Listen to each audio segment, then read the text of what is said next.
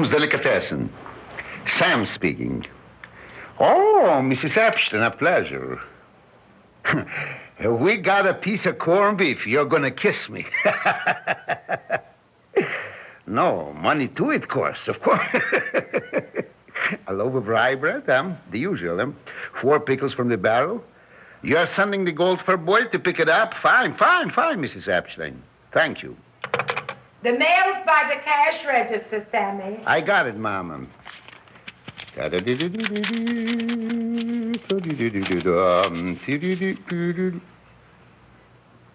Mama? Mama! A notice of... I'll notice them. Mama! I'm coming. So what's the yelling? We're on fire? Read. Take the letter. Go ahead. Take it. Huh? What's this kind of foolishness they're saying? A little chance, Sammy, and I'll read. Find me somebody who abides by the law better than Sam Bloom? What kind of... Notice of condemnation. Condemnation? Me? I held up a bank, maybe? Sammy, the building they're tearing down. Theater 5 presents Mr. Joseph Buloff in You Can't Fight City Hall.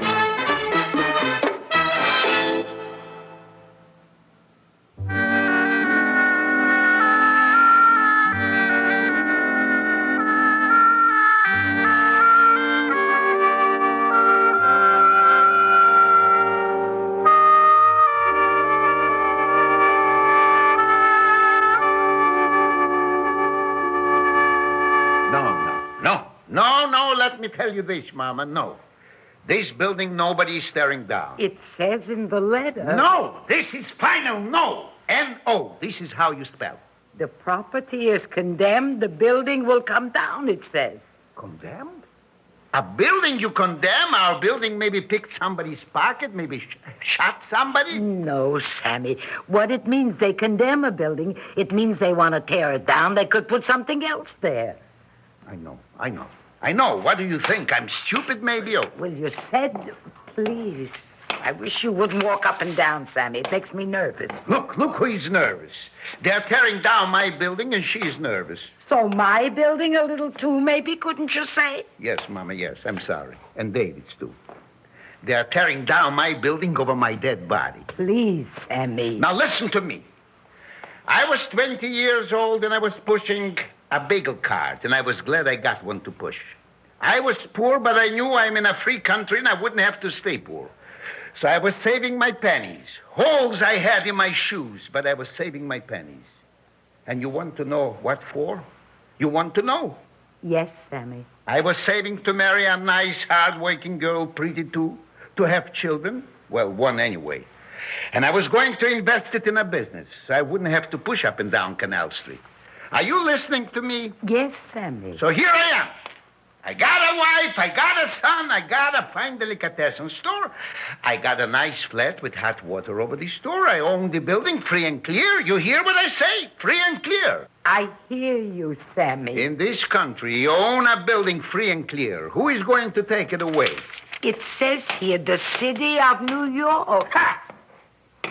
You're pacing again. Listen to me. All my life, I was working like a dog. I should have something to leave to my son, David. So I got a store, and I got a home, and a building free and clear. Are they going to take this away from me? Sammy, David don't need it. He's a big lawyer over in Newark. He's a partner with his father-in-law in a big law firm, Levinson, Mansfield, and Bloom. His name even he's got in. He's a full partner. A partner is a partner. But with Bloom's Delicatessen, one day he's going to be a sole proprietor. The telephone, Sammy. Somebody wants a herring. Hello. Bloom's Delicatessen. Who is speaking? Is this Mr. Blum? I am Mr. Bloom. My name is Preston, Mr. Blum. Theodore Preston. I'm with the Department of Urban Improvement. The department which? Of Urban Improvement. The City Department of Urban Improvement. Did you receive our notice of condemnation? Oh, so you're the one, eh? I'd like to drop in sometime tomorrow and have a talk with you, if I may. Well, now I'll tell you something, Mr. Preston, it was? Theodore Preston. Oh, well, I'll tell you, Mr. Theodore Preston. You drop in like you said, and I'll talk all right.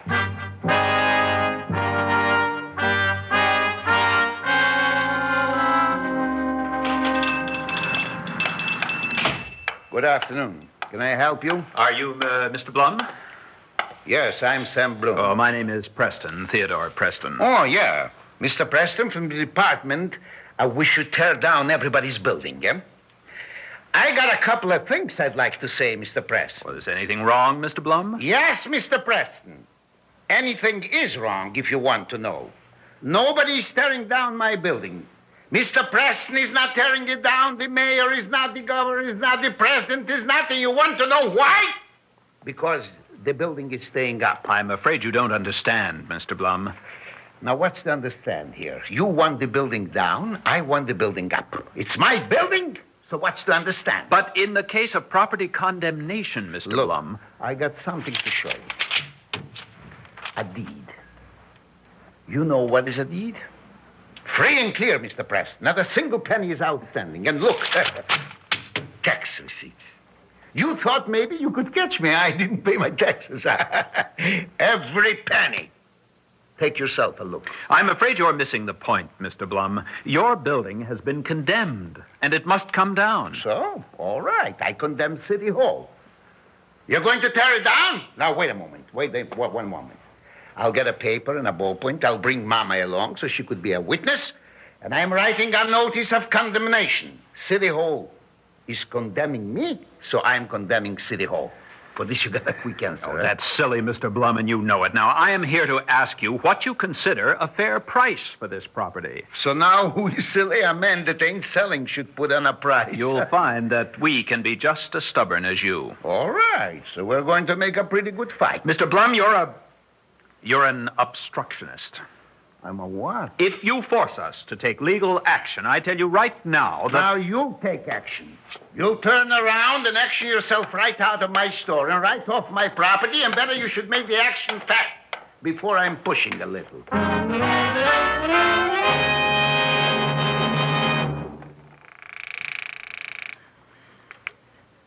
Hello? It's you, David? Oh, hello, Mama. How are you? Worst, I couldn't wish my bitterest enemy. It's a disaster, David. What is, Mama? What's the matter? The building. They're tearing it down.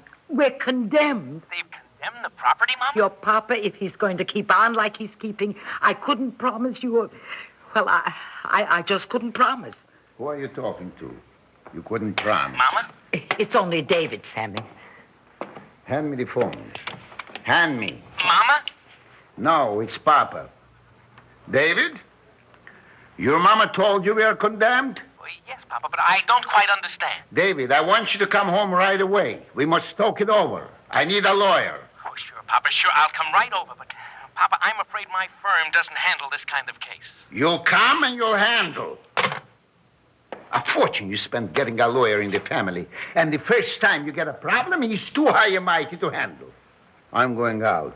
Watch the store, Mama. Where you going? I'm going over to Solstein's place. The pawnbroker? My friend. For what?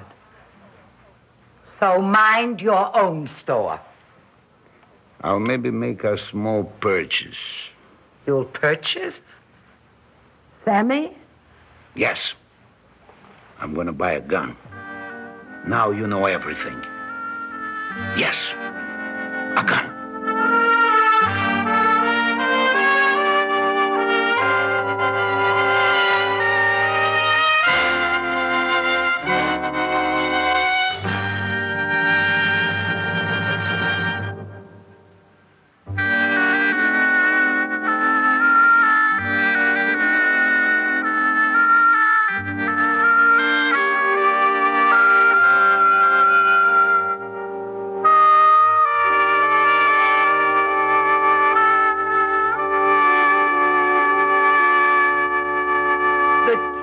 David. So mad you never in your life saw your papa before. Oh, I've seen him pretty mad, Mama. Even by the customers, he can't speak civil. Me, that's one thing. But the customers, Already once today, he threw a man out of the store. And all you didn't hear yet. You want to hear all? Yes, Mama. A gun he's got. Oh, now, Mama, come on. He wouldn't do anything as silly as... Go look in the cash drawer if you could get so close. Me, he won't let so close as 10 feet. I'm telling you, yesterday he went by Saul Stein's place. He bought a gun. In the cash drawer, he's keeping it. All right, Mama, I'll go downstairs and have a talk with him. He just grunted at me when I passed him on the way in. You're lucky. You should hear him when he stops grunting and starts talking. Oh, and David. Yes, Mama. Don't mention I told you about the gun. Already, it's like living with a bear.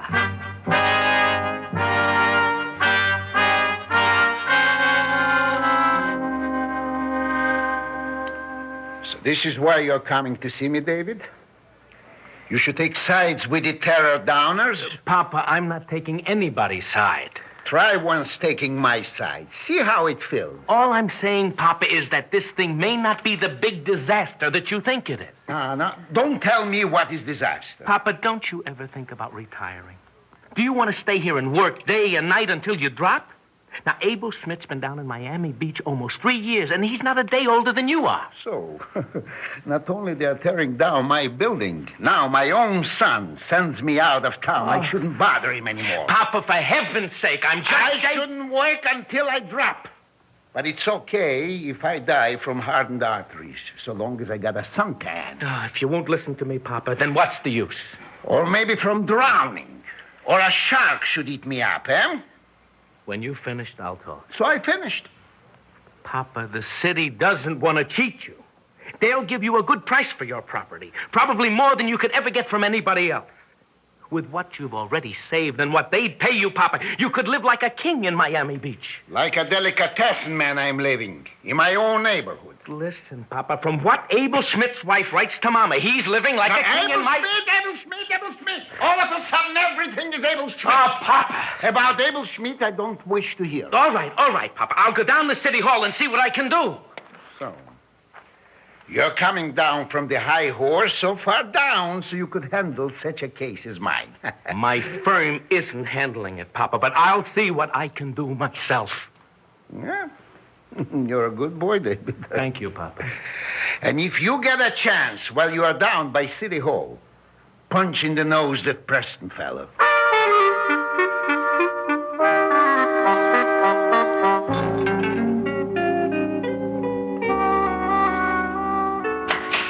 Oh, David, you're back. So it's fixed up, everything, huh, David? Well, Papa, they're not unreasonable down at City Hall. Oh, no. Good, fine. So, tell. Well, they realize what it means to be torn up by the roots. I mean to be pushed out of your home and your place of business and so on. They expect to pay for it. Pay who? For what? Papa, I've got them to add 20% to the price originally fixed for this property. 20%, Papa. 20% of zero was zero when I went to school. I ain't selling the place, David. You'll have to, Papa. There's nothing else you can do. Just nothing else at all. Papa. Papa! I ain't selling. I brought Mr. Preston with me, Papa. He's waiting out in the car. So, for this, I was paying pediatricians a fortune. For this, I was getting up in the middle of the night that you should have a glass of water. Oh, Papa. For this, I was putting back all the windows your baseball was breaking. I was paying when you ran into a car. I was sending you to a fancy lawyer's college. For this, you traitor. Stand. Please, Papa, please. Look, it's City Hall, Papa. They're too big for us. All right. Bring in the big City Hall. Bring in your Mr. Preston. Why do you have to go by the cash register, Sammy? From thieves, a man should protect what he's got left, if he's got something left. So, David, bring in your friend. Come on in, Mr. Preston. Sammy, I want you should promise me right now before Mr. Preston is inside you wouldn't do anything foolish. Foolish? I can't imagine what your mama is talking about. David. It's all right, Mr. Preston. Mr. Blum, I'm sorry we had trouble the first time I was here. So, he's sorry. I realize now that... Now, don't come any closer, Mr. Preston. The gun, David, the gun. Oh, every right I got. Now, you listen to me, Mr. Preston. When I wouldn't like you, you should talk back. First of all, I'm an American citizen, right? You don't have to answer. So this makes me a free man, right? This I'm hearing for years, an American citizen, a free man. I got rights, right? And one of these rights I got, I could fight for my own home. It's free and clear, I'm allowed. Did a pioneer have to apologize when he shot an Indian? Please, Mr. Blum, put that thing away. I'm making a speech, Mr. Preston. I don't know maybe so much about little laws like condemning, but big laws I know, Mr. Preston. Like my building is my building. You know who can tear down my building? Me. That's who. And I ain't tearing, Mr. Preston. So now you get out of my building, Mr. Preston, if you don't like the idea of getting shot by a property owner. You better stay out. I'm now counting up to 3. 1. Oh, Papa, stop it. Move a little to one side, David. You're right between me and Preston. I'm going to faint. I wouldn't be surprised. Mama, put your head between your knees. Papa. Not traitor. Papa, you'd better give me that gun. Think a minute, please. Look down at your hand and see what you're holding in it. A gun, Papa. That's what it is. I know what it is. You were pointing it at Mr. Preston. You were threatening him with it. You actually meant to shoot him. Well, Put your head between your knees, Mama. Papa, you might have killed him. That's what guns are for, Papa, to kill people. More likely I'd miss. So what difference would that make, except to Mr. Preston? Papa, this is worse for me and for Mama than having your building condemned is for you. My father, a man who might kill somebody. Oh, no. Papa, give me the gun. All right. Now, you'd better go, Mr. Preston. You can come back tomorrow. It'll be all right by then. I could bring charges. Yes, I know. I know you could, but I hope you won't. You'd better go now. Well, Put your head between your knees, Mama.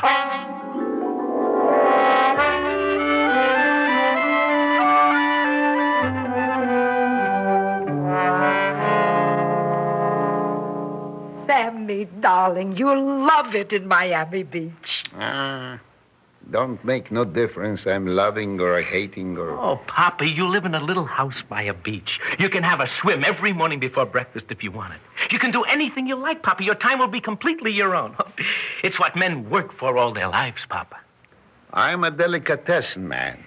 I won't last a year loafing. Your friend Abel Schmidt was a delicatessen man, Papa. He's doing all right down there. He likes it. You should read where Minnie writes. Abel putters in the basement. He smokes his pipes. He clips his bushes. He's happy as a lark. All right. I'm going to call Abel on the telephone. He should tell me himself. By long distance? What's to say? Such an expense. Mama. Yeah, you could help me.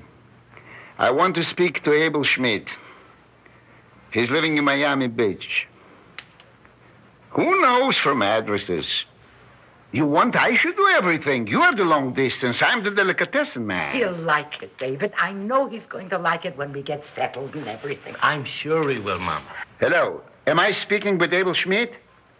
Abel, I'm Sam Bloom. Now, just listen, Abel. I want you to do me a favor. I want you should look around and find me a good location. I could open a delicatessen. Sam! Shut up. I'm a long distance. No, Abel. I'm shutting up my wife. You heard what I said? Oh, I see.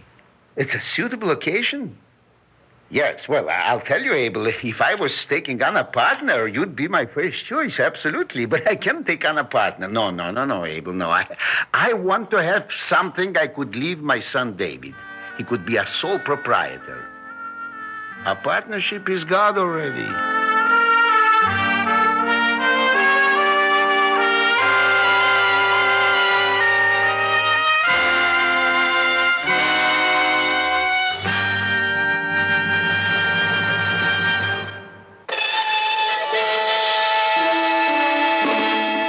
Theater 5 has presented You Can't Fight City Hall, starring Mr. Joseph Buloff. Written by Fielden Farrington, directed by Warren Somerville. Featured in the cast, Ethel Everett, Robert Hastings, and Elliott Reid. Script editor, Jack C. Wilson. Original music by Ralph Herman. Orchestra under the direction of Glenn Osser. Executive producer for Theater 5, Mr. Lee Bowman. We invite your comments. Write to Theater 5, New York 23, New York. This is Fred Foy speaking.